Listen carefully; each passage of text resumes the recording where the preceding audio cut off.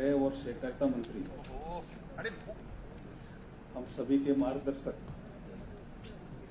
एक भारत और श्रेष्ठ भारत को प्राप्त करने में भारत के यशस्वी प्रधानमंत्री श्री नरेंद्र मोदी जी के सबसे मजबूत स्तंभ श्री अमित शाह जी का मैं इस परिसर में बहुत बहुत हार्दिक स्वागत। इस प्रोग्राम में उपस्थित हमारे सुकुंतो मजुमदार जी जो प्रदेश अध्यक्ष हैं भारतीय जनता पार्टी के पश्चिम बंगाल के, हमारे पश्चिम बंगाल के ही नेता विपक्ष श्री सुकुंतो अधिकारी जी, केंद्रीय मंत्री परिषद में मेरे साथी शांतनु ठाकुर जी और निशित प्रमाणिक, मंच पर अन्य उपस्थित हमारे ज्वाइंट सेक्रेटरी कल्चर मिनिस्ट्री में श्रीमती नमिता सिन्हा जी, हमारे महानिदेशक NCSM अरिजीत दत्ता चौधरी जी, उप महानिदेशक NCSM एवं प्रभारी सचिव Yash Kumar ji, Victoria memorial hall के संग्रहालय के लिए आपको प्रभारी सचिव हैं श्री अनुराग ठाकुर, निदेशक साइंस सिटी के, श्री अजय प्रताप सिंह, प्रभारी और महानिदेशक नेशनल लाइब्रेरी, उपस्थित अन्य महानुभाव, मातृशक्ति और पत्रकार साथी। आज का जो ये कार्यक्रम है, इस कार्यक्रम में विशेष करके 5 चीजें जिनका उद्घाटन आदरणीय गृह मंत्री जी, देखिए, एक तो विज्ञान नगरी में जिसको हम साइंस सिटी कहते हैं, बंगाल के चमकते सितारे, ये 3D और 2D और 3D जो मूवी है, इसको भी हम देखेंगे तो आपको बहुत आनंद आएगा। ये डिजिटल फुल डॉम फिल्म पर एक विषय पर आप इसको देखेंगे। विक्टोरिया मेमोरियल हॉल में लाइट एंड साउंड शो, जिसका भी जो शीर्षक है वो कोलकाता सिटी ऑफ जॉय, इस पे ये इंडियन मॉडर्न आर्ट्स के जो जनक रहे हमारे अमिंद्रनाथ टैगोर, इस पर प्रदर्शनी है। जो संविधान में नंदलाल जी बोस थे जिन्होंने संविधान में जो चित्रकारी पेंटिंग की थी, उनके ये गुरु थे, और आज इनका 50वां जयंती का विषय भी है, तो हम इस हेतु भी ये सारे कार्यक्रम निमित्त कर रहे हैं। एक एंथ्रोपोलॉजिकल सर्वे ऑफ इंडिया, इसकी 8 फ्लोर की बिल्डिंग बनी है 72 करोड़ में, 72 करोड़ में, इसके भवन का परिसर का भी उद्घाटन आज हो रहा है। एक हमारे नेशनल लाइब्रेरी है, उसमें एक रीडर हॉस्टल बना है और गेस्ट हाउस बना है। इसमें 8 ऐसे कमरे बने हैं जिसमें जो भी शोधकर्ता होंगे वो रिसर्च करेंगे, उनको एक सुविधा उपलब्ध हुई है। ये भी एक कार्यक्रम आज है। मैं इस अवसर पर गृह मंत्री जी का पुनः स्वागत करता हूं और ये बताना चाहता हूं कि जो भी निर्देश आप देते हैं समय समय पे, उनका हम पालन करते आए हैं। आजादी के अमृत महोत्सव के दौरान आपने संस्कृति मंत्रालय को प्रधानमंत्री मोदी जी के मार्गदर्शन में एक हर घर तिरंगा अभियान का एक कार्यक्रम दिया, तो संस्कृति मंत्रालय ने बहुत बखूबी उसको निभाया, पूरा किया। जैसे प्रधानमंत्री जी कहते हैं कि आजादी के अमृत महोत्सव के दौरान देश में जो एक राष्ट्रीय भावना से ओतप्रोत एक जागृति आई, लेकिन 2047 तक हमें भारत को एक विकसित भारत बनाना है। इस विकसित भारत बनाने के लिए जो अमृत कालखंड का ये पहला वर्ष है और कोलकाता में इसकी शुरुआत इन सारे कार्यक्रमों से कर रहे हैं। गृह मंत्री जी, आपका पुनः अभिनंदन और आपका भी मार्गदर्शन मिलेगा। मैं जितने भी नागरिक आए उनसे भी अनुरोध करता हूं कि इसको आप देखिए बार बार, इससे आपको लगेगा कि जो सांस्कृतिक पुनरुत्थान का जो विषय हाथ में प्रधानमंत्री जी ने लिया है वो कितना तेजी से आगे बढ़ रहा है। आप सभी आए, आपका बहुत बहुत आभार, बहुत बहुत धन्यवाद।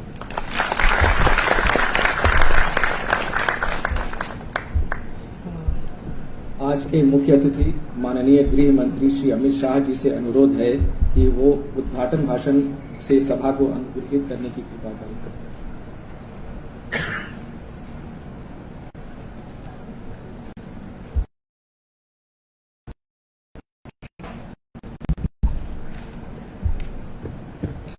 इस कार्यक्रम में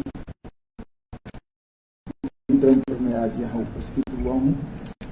ऐसे भारत सरकार के केंद्रीय संस्कृति राज्य मंत्री श्रीमान अर्जुन राम मेघवाल जी,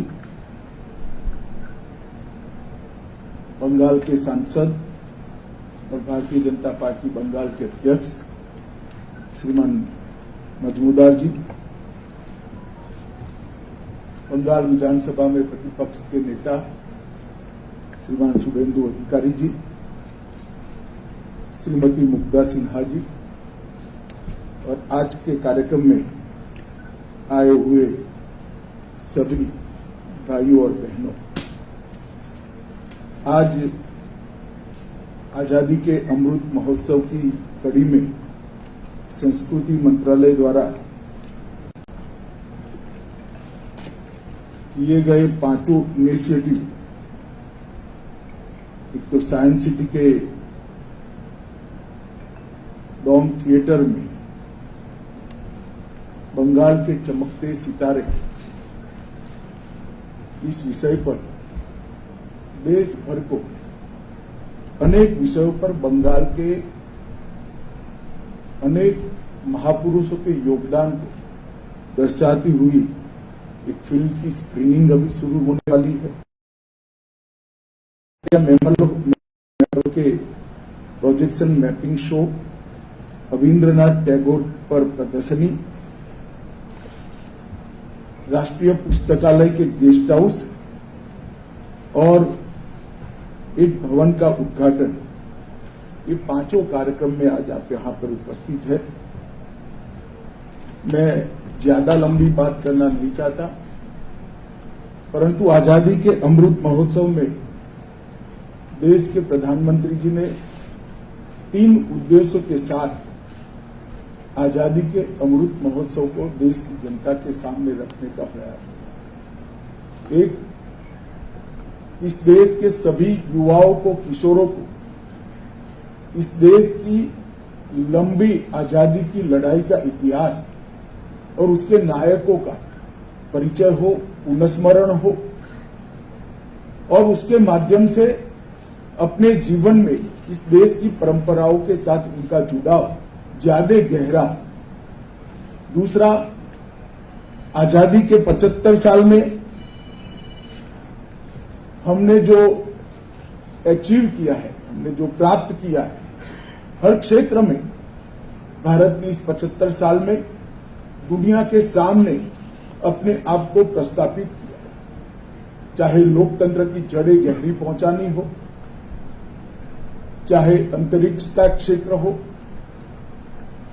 चाहे अर्थतंत्र को मजबूत कर दुनिया के अर्थतंत्रों की सूची में सबसे ऊपर पहुंचने का प्रयास हो, चाहे विज्ञान हो या साहित्य हो, हर क्षेत्र में भारत ने बहुत बड़ा योगदान दिया है।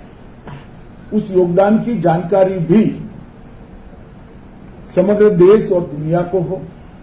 और तीसरा, 75 साल के मौके पर जब देश की आजादी की शताब्दी होगी, तो हर क्षेत्र में जब शताब्दी होगी तब कहां पर पहुंचेगा, इसका लक्ष्य तय करना और 25 साल में वो लक्ष्यों को प्राप्त करने का रोड मैप। ये 3 उद्देश्य के साथ भारत के आजादी के अमृत महोत्सव को मनाने की शुरुआत की है। इसी के अंतर्गत आज का ये कार्यक्रम है। बंगाल की वास्तुकला में योगदान, विज्ञान, संस्कृति, कला, संगीत और साहित्य और आध्यात्मिकता और दर्शन के क्षेत्र में बंगाल के योगदान को यही एक फिल्म गागर में सागर की तरह सभी चीजों को समाहित कर बनाई गई है। मुझे विश्वास है कि ये फिल्म के माध्यम से समग्र देश के युवाओं को बंगाल का हमारे देश में योगदान, इस विषय पर एक बहुत अल्प समय में पूरी जानकारी मिली। आज इस अवसर पर संस्कृति मंत्रालय ने किया, इसलिए श्री किशन रेड्डी और भाई अर्जुन राम मेघवाल का मैं हृदय से धन्यवाद करता हूं। और आपके और इस फिल्म के बीच में ज्यादा दूरी न बनते हुए मेरी बात को समाप्त करता हूं। आप सभी का बहुत बहुत धन्यवाद।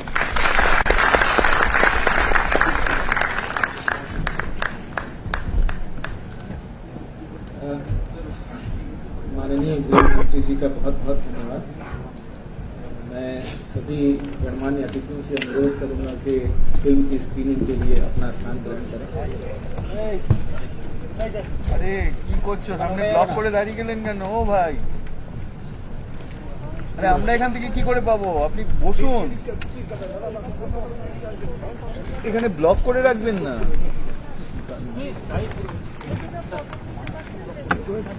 এই হ্যাঁ পাচ্ছে ম্যাডাম, সরে যান সামনে থেকে সরুন, আমাদের দেখাতে হচ্ছে, সরুন।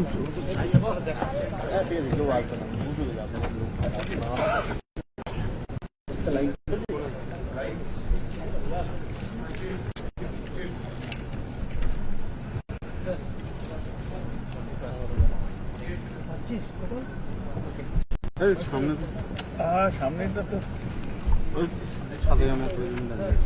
বসে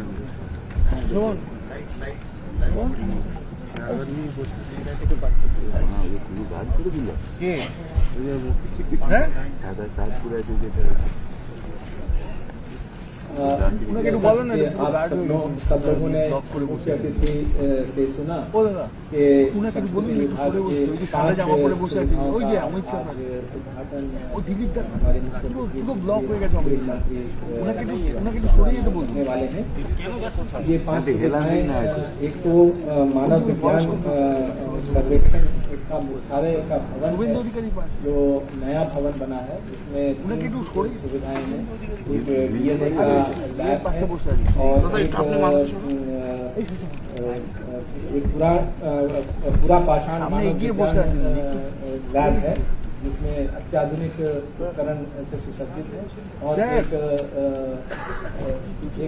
उनका थिएटर भी है जो इसी भवन में है।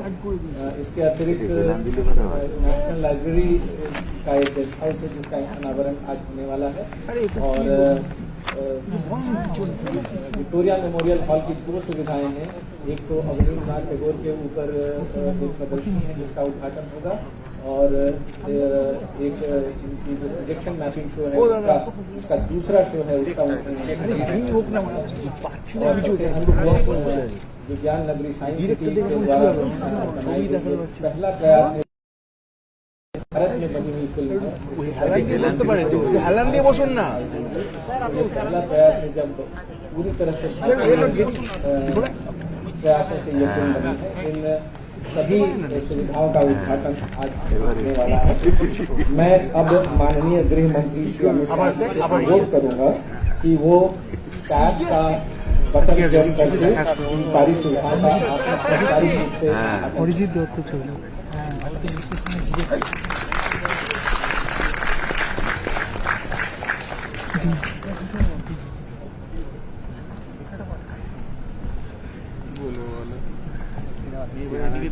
এদিকে দেখা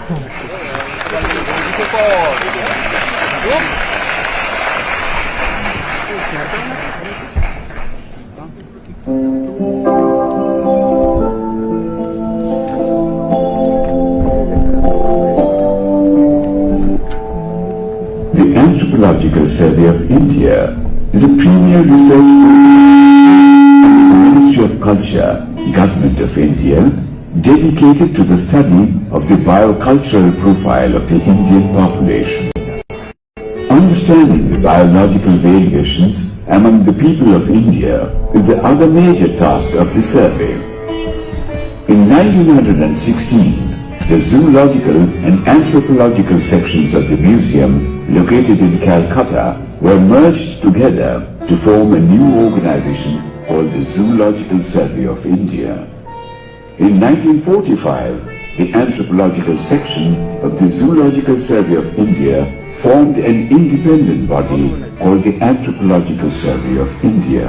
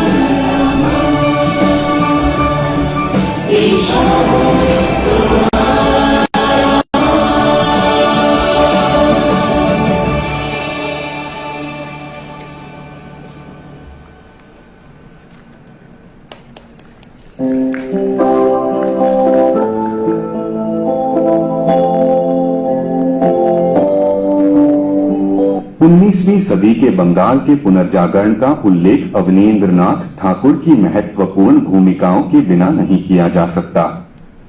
विक्टोरिया मेमोरियल हॉल में एक कलाकार का जन्म अवनींद्रनाथ ठाकुर का आत्मान्वेषण नामक प्रदर्शनी उनकी कलाकृतियों का एक दुर्लभ संग्रह प्रस्तुत करते हुए एक कलाकार के रूप में उनके शुरुआती दिनों पर प्रकाश डालने में मदद करती है।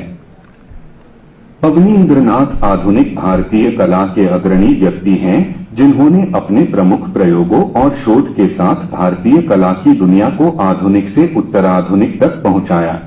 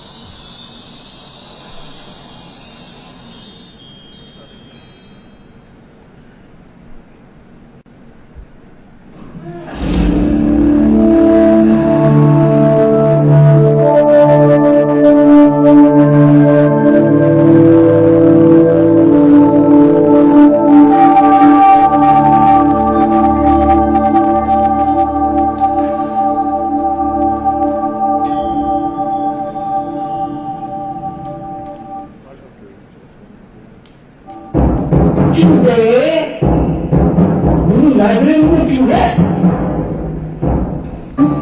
प्यारे रैट्स, क्या तुम्हें पता नहीं कि ये लाइब्रेरी है? पढ़ने लिखने की जगह है, समझे? आउट। दादू, मेरा नाम मिष्टी है और हम लाइब्रेरी में ही आए हैं किताबें देखने। मिस्टी? आई हेट मिस्टी। मुझे डायबिटीज है। बेटा, ये बच्चों की नहीं, बड़ों की लाइब्रेरी है, समझे? निकलो, आउट। सर, हम चिल्ड्रंस पुस्तकालय में गए थे और वहाँ हमें वो नहीं मिला जो हमें चाहिए था, इसलिए यहाँ चले आए। This is out of syllabus. I mean, rules. Children are not allowed. तुम बोलो यहाँ से निकलो। Out, out, out, out. देखो, मैं तुमसे बड़ा जरूर हूँ, पर तुम्हारा दादू नहीं, जो तुम्हें कुछ भी करने दूं, समझे? आउट। अरे यार, मेरा प्रेशर क्यों बढ़ा रहे हो? मैं ऑलरेडी हाई बीपी हूँ। Out. I said out, out.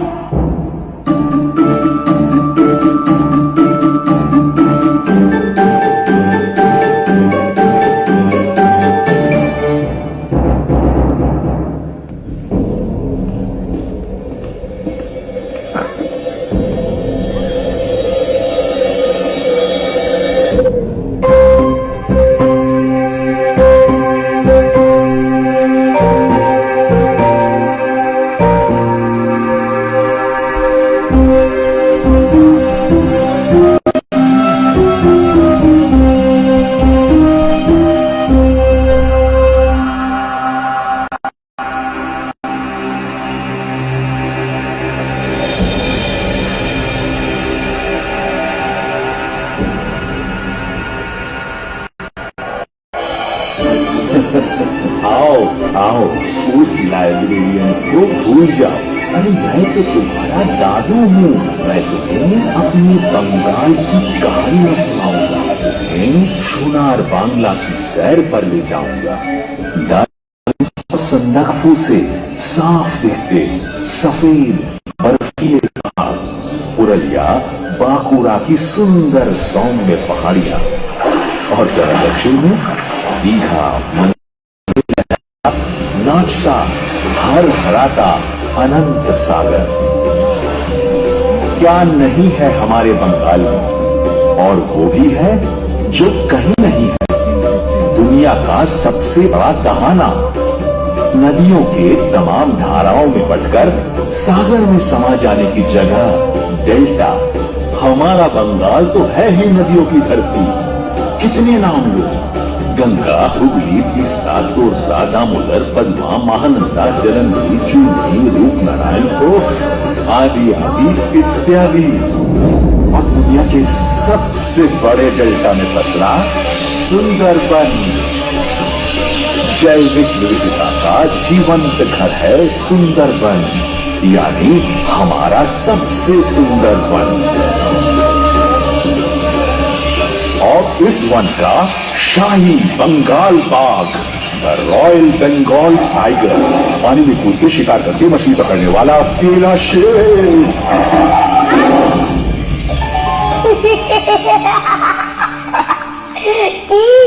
डर गई। जैसे तू तो बड़ा बहादुर है। साधु के इस बंगाल में नदियां हैं, पशु पाखी है, पर लोग कहाँ हैं? अरे होंगे ना किसी और शेल्फ में। चलो।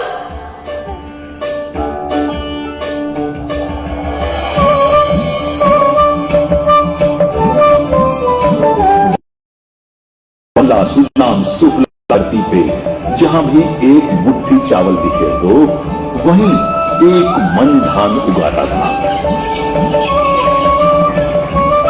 ऐसी धन धान्य से भरी धरती में लोग तो बसेंगे ही।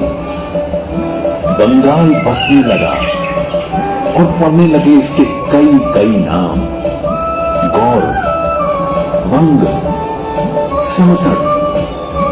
सिर्फ गांव कस्बों ही नहीं, अनेक शहरों इलाकों की भी नींव पड़ने लगी, जैसे हरिकेला,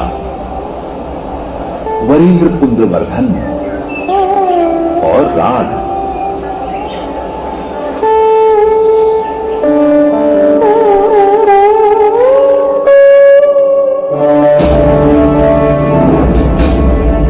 मगध के मौर्य और गुप्त काल के तुरंत बाद स्वयं बंगालियों ने बागडोर संभाल ली बंगाल की, और बंगाल के पहले स्वतंत्र चक्रवर्ती राजा था शशांक, जिसने बंगाल के राज को पश्चिम में मगध और उत्तर पश्चिम में काशी तक फैला दिया था।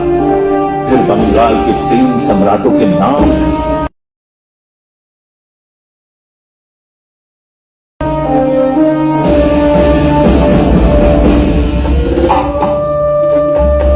बंगाल सदा से ही सबको साथ लेकर चला है।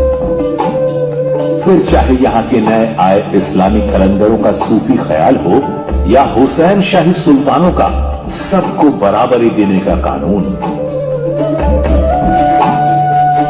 बंगाल के अलाउद्दीन हुसैन शाह ने तो हिंदू मुस्लिम एकता के साथ अरबी, फारसी, तुर्की की जगह बंगाली भाषा को बहुत बढ़ावा दिया, और यूं वर्धमान होने लगी बंगाल की काव्य परंपरा। जयदेव, चंडीदास, कृतिव्यास, मालाधर बसु, लालन फकीर जैसे बांग्ला कवि जिसके वारिस हैं आज के बाउल गायक।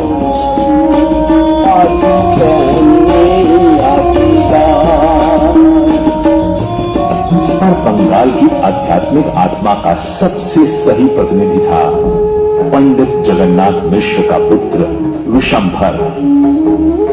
लोग उसे निमाई ही बुलाते थे और उसके सोने से रंग के लिए गौरांग। पर जिस दिन यह मेधावी बालक निमाई पिता का श्राद्ध करने गया बिल्कुल बदल गया, और जल्द ही गौरांग चैतन्य होकर महाप्रभु बन गया। चैतन्य की प्रेरणा, आंदोलन और अचिंत्य भेद अभेद आध्यात्म दर्शन से ब्राह्मण, चंडाल, महिला, यवन यानी मुसलमान सब जुड़ने लगे। चैतन्य की चेतना से लोग सड़क पर संकीर्तन करने लगे, शिक्षित होने लगे और बाल विवाह कम होने लगे। साथ ही बंगाल में शाक्ति मत की शक्ति भी बढ़ रही थी, और दुर्गा, काली, सरस्वती जैसी देवियों के प्रति श्रद्धा भी।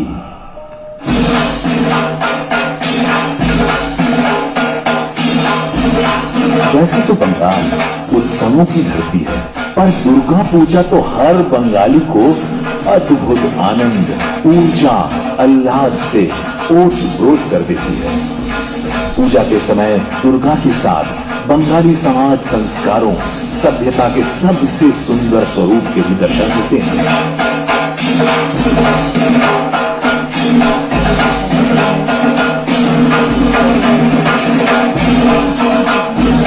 फिर चाहे पोशाकी हो, संगीत हो, नाटक या खान पान, मिष्ठान,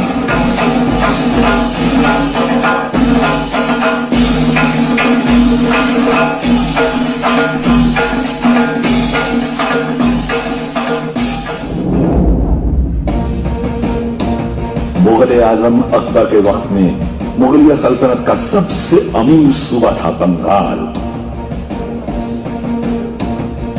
और बंगाल की राजधानी थी ढाका। बहुत बहुत सदियों बाद मुर्शिदाबाद बंगाल के दारुल सल्तनत बन गई। यहां के महल, इमाम बाड़े, मस्जिदें, मंदिर, कारवां सराय, नौबत खाने और कब्रगाहें तक बेनजीर थी। मुर्शिदाबाद के नवाब का हुक्म बिहार और उड़ीसा तक चलता था। बाद में ढाका और मुर्शिदाबाद से बंगाल के नवाबों ने अपने सूबे को फन, हुनर, तामीर, अदब, मौसीकी का मरकज बना दिया था।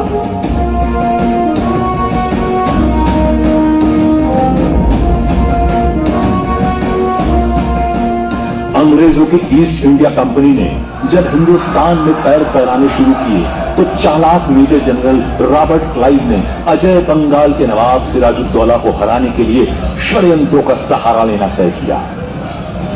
मीर जाफर के साथ जगत सेठ महताब चंद और उमी चंद के धोखे की वजह से तरासी के मैदान में 23 जून 1757 को नवाब सिराजुद्दौला की पूरी हार हुई। और सिर्फ बंगाल ही नहीं, पूरा भारत धीरे धीरे अंग्रेजों का गुलाम बन गया।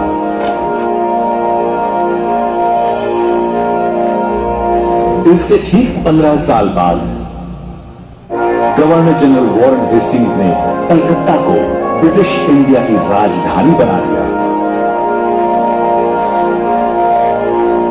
अब इंग्लैंड की महारानी क्वीन विक्टोरिया का परचम पूरे हिंदुस्तान पर लहराने लगा था। और गीता में कहा है,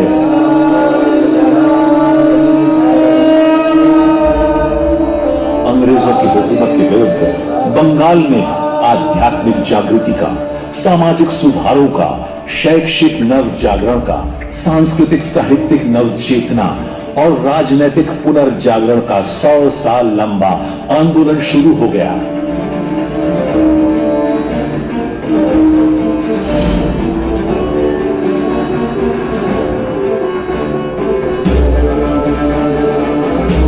भारतीय पुनर्जागरण का अग्रदूत और आधुनिक भारत का जनक माने जाने वाले राजा राममोहन रॉय सहित महर्षि देवेंद्र नाथ टैगोर, ईश्वर चंद्र विद्यासागर, केशव चंद्र सेन, शिवनाथ शास्त्री, हेनरी डिरोजियो, राजेंद्र लाल मित्रा जैसे तमाम लोगों ने बंगाल में आध्यात्मिक, धार्मिक, सामाजिक और शैक्षणिक क्रांति की शुरुआत कर दी। ब्रह्म समाज आंदोलन ने स्त्री समाधिकार, शिक्षा को आगे बढ़ाया तो बाल विवाह, सती, ऊंच नीच, छुआछूत जैसी कुरीतियों को भी निष्कासित किया।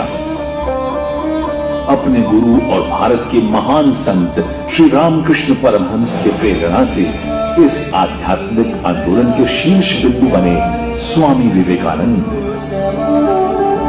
और फिर एक दिन यह यायावर परिव्राजक निकल पड़ा भारत भूमि का संदेश लेकर पूरी दुनिया को जगाने। शिकागो की धर्म संसद में बोलते हुए स्वामी जी ने कहा, हर नए विचार को 3 अवस्थाओं से गुजरना पड़ता है, उभास, विरोध और स्वीकृति। पर मैं कहना चाहूंगा कि मुझे गर्व है कि मैं उस देश से हूं जिसने दुनिया को सहिष्णुता और सार्वभौमिक सौहार्द का पाठ पढ़ाया है। हम सभी धर्मों को सत्य के रूप में स्वीकार करते हैं। उधर ईश्वर चंद्र विद्यासागर शिक्षा को भारतीयता की डोर से जोड़कर आधुनिकता के आकाश में ऊंचा उठाने में लगे थे। साहित्य के सागर में भी बंगाल एक नए ज्वार का अनुभव कर रहा था। आधुनिक भारत के पहले उपन्यासकार बंकिम चंद्र चट्टोपाध्याय का अनूठा उपन्यास आनंद मठ इसी पावन घर में रचा गया था। उनका अनुपम गीत वंदे मातरम बंगाल ही नहीं पूरे भारत का स्वातंत्र गीत बन गया। उधर माइकल मधुसूदन दत्त ने अपने काव्यों और नाटकों में भारतीय आख्यानों को यूरोपीय जामा पहनाया।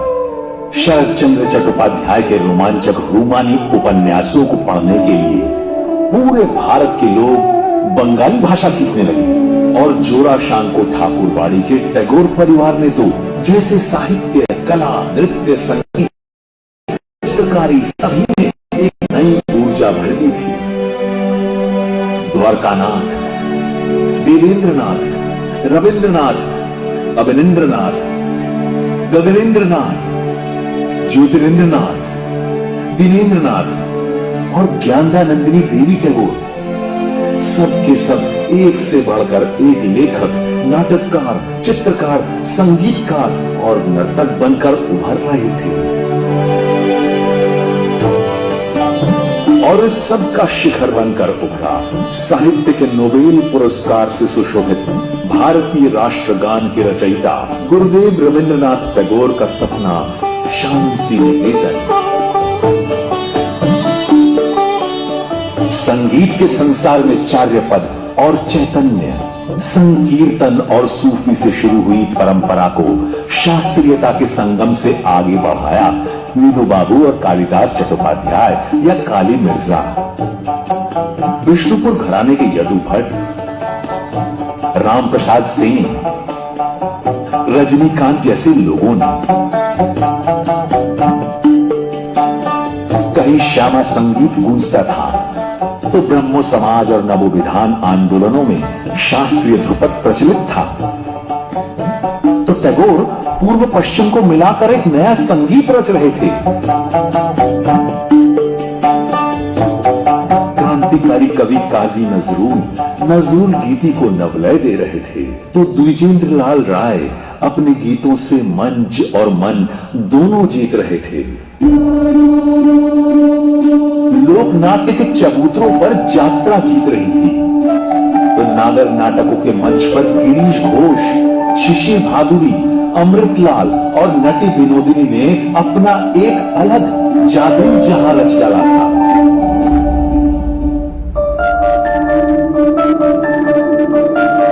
यही सारे सितारे, ग्रह नक्षत्र और तारामंडल तो देखे होंगे कभी।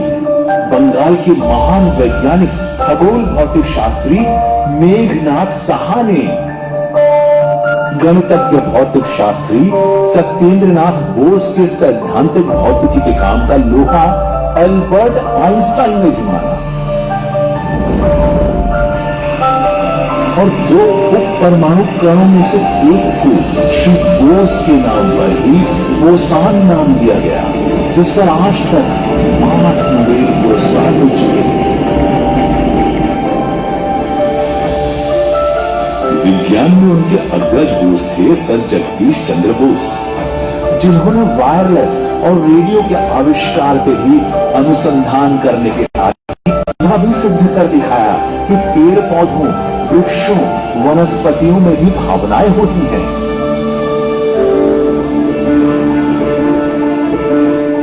सर प्रफुल्ल चंद्र राय ऐसे रसायन शास्त्री हैं जिन्होंने नई खोजों और रसायन शास्त्र की शिक्षा के साथ भारत का पहला रासायनिक और उद्योग बंगाल केमिकल्स भी स्थापित किया।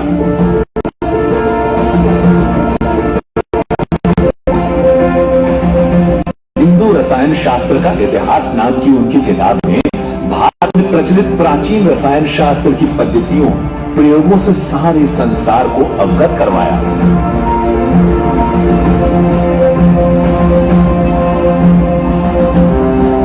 इन्हीं महान आत्माओं का प्रताप था कि कोलकाता नोबेल विजेताओं का नगर बन गया और बंगाल में दर्जनों वैज्ञानिक शैक्षिक संस्थान बने, जैसे डॉक्टर महेंद्र लाल सरकार द्वारा स्थापित Indian association for cultivation of sciences, sir Jagdish Chandra Bose का बोस इंस्टीट्यूट, बंगाल के पुनर्जागरण का केंद्र बिंदु प्रेसिडेंसी कॉलेज, कलकत्ता विश्वविद्यालय, जिसके सबसे प्रख्यात उपकुलपति रहे sir Ashutosh Mukherjee, medical, Asiatic society, और संग्रहालय, एशिया का सबसे बड़ा साइंस सिटी। बंगाल के ज्ञान, कला प्रेम, विज्ञान और प्रौद्योगिकी के संगम से शुरू हुई कई चीजें, जैसे सिनेमा। भारत में सर्वप्रथम फिल्म बनाने वालों में से थे बंगाल के हीरालाल सिंह।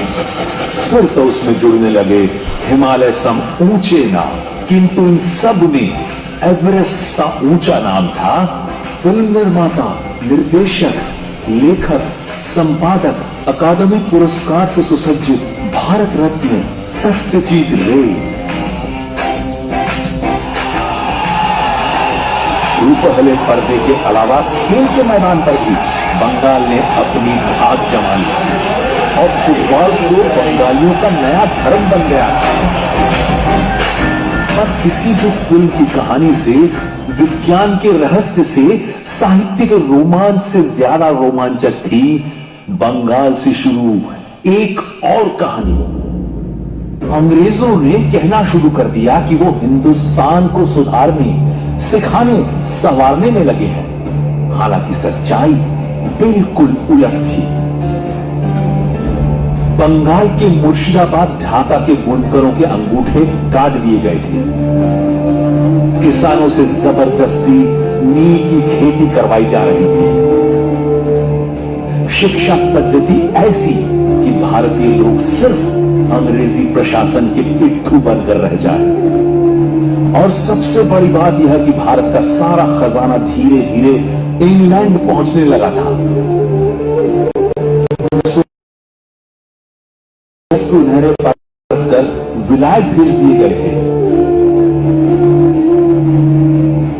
ऐसे में बंगाल में एक नाम उभरा जिसकी बात बंगाल ही नहीं पूरे भारत में सबने सुनी, गुनी और मानी।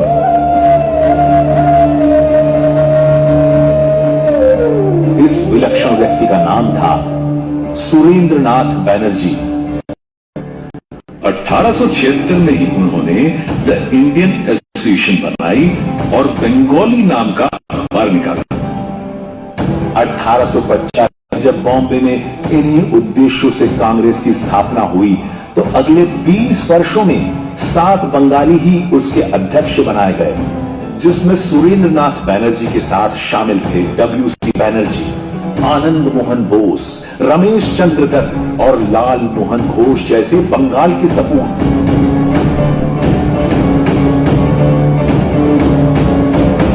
मगर फूट डालो राज करो के सिद्धांत पर चलते हुए अंग्रेज गवर्नर जनरल कर्जन ने हिंदू मुस्लिम के नाम पर 16 अक्टूबर 1905 को बंगाल सूबे को 2 टुकड़ों में बांट दिया।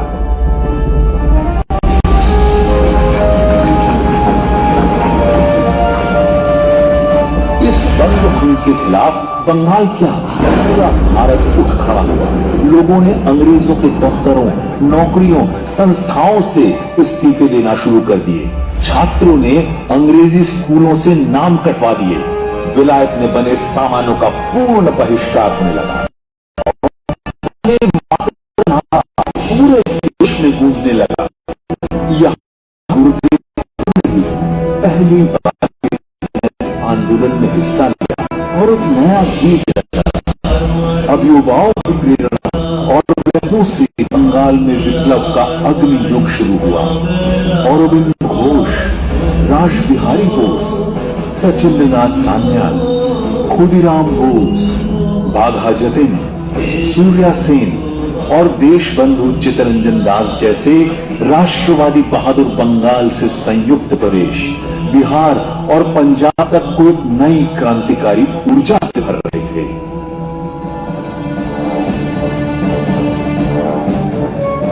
वीर बिनोय बादल दिनेश ने सन 1930 में अंग्रेजी शासन के ग्रांट राइटर्स बिल्डिंग में घुसकर अंग्रेज अधिकारी सिम्पसन को मारकर अपनी आहुति देने का जो काम किया, वो बंगाल के युवाओं के अटूट राष्ट्र प्रेम का द्योतक था।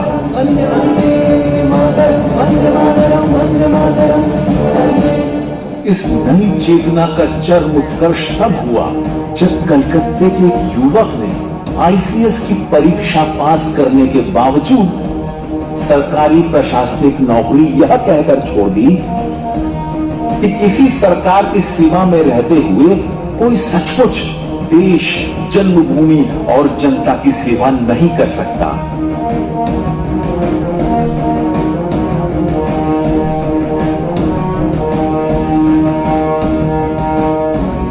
इस देश प्रेमी, देश नायक, पराक्रम पुरुष का नाम था सुभाष चंद्र बोस, जिन्हें प्यार से लोग नेताजी कहते थे। मगर नेताजी ने खुद कहा था, एक विचार के लिए लड़ते हुए कोई इंसान मर सकता है, पर वो विचार बार बार जन्म लेता रहेगा।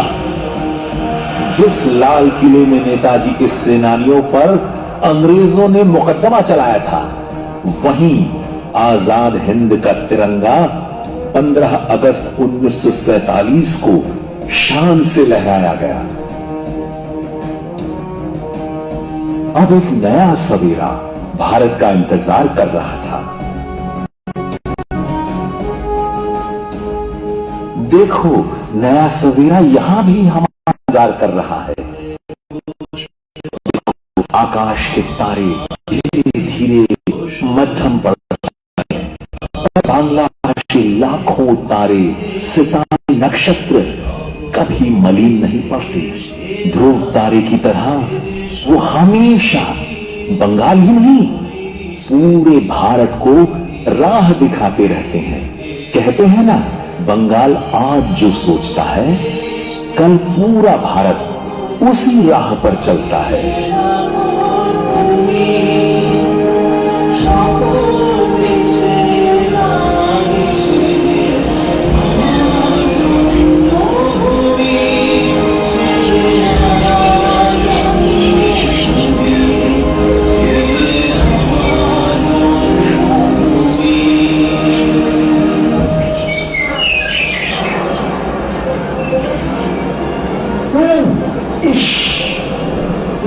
फिर से चले आए या फिर गए ही नहीं थे यहां से? हाय मेरा बीपी, लगता है मुझे हार्ट अटैक आ जाएगा। निकलो, आउट, आई सेड आउट।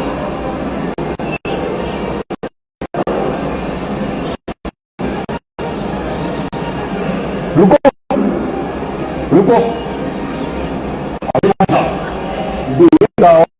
कि यहां तुम जाने क्या आए थे? निकाले? हम चुराने नहीं आए थे, पर किताबें नहीं, कहानियां, हमारे बंगाल के बारे में कुछ ज्ञान।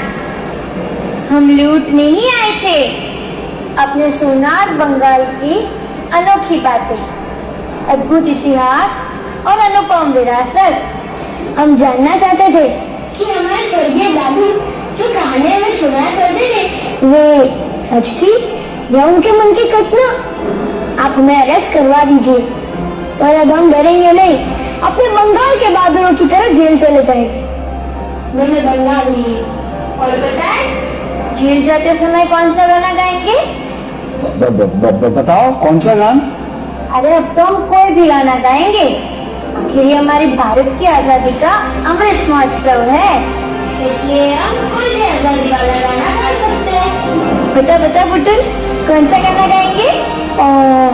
ये वाला, सरफरोशी की तमन्ना अब हमारे दिल में है, या फिर ये वाला, मेरा रंग दे बसंती चोला, और या नहीं वो वाला, जय हमारा। नहीं नहीं, वो वाला गाते ना जो दादू ने सिखाया है। हमें सारे वर्ड्स तो पता नहीं, लेकिन हम कोशिश करते हैं।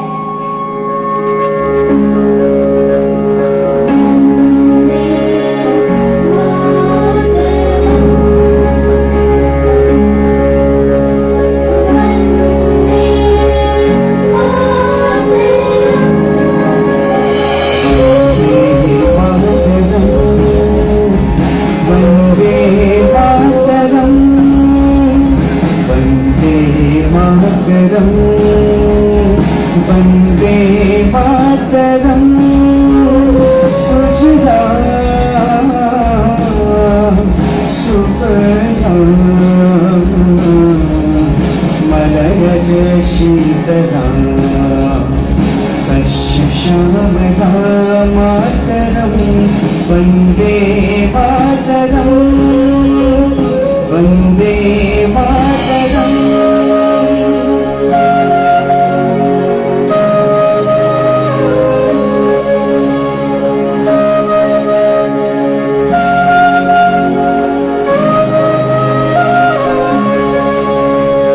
शुभ्रजोत्सना पुलकितयामिनी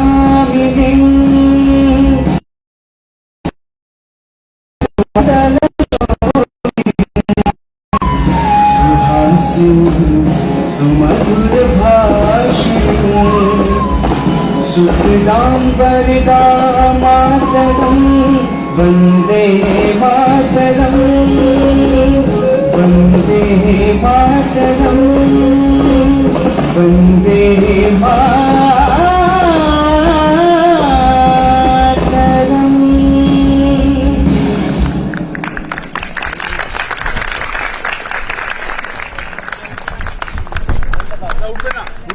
উঠবেন না দাদা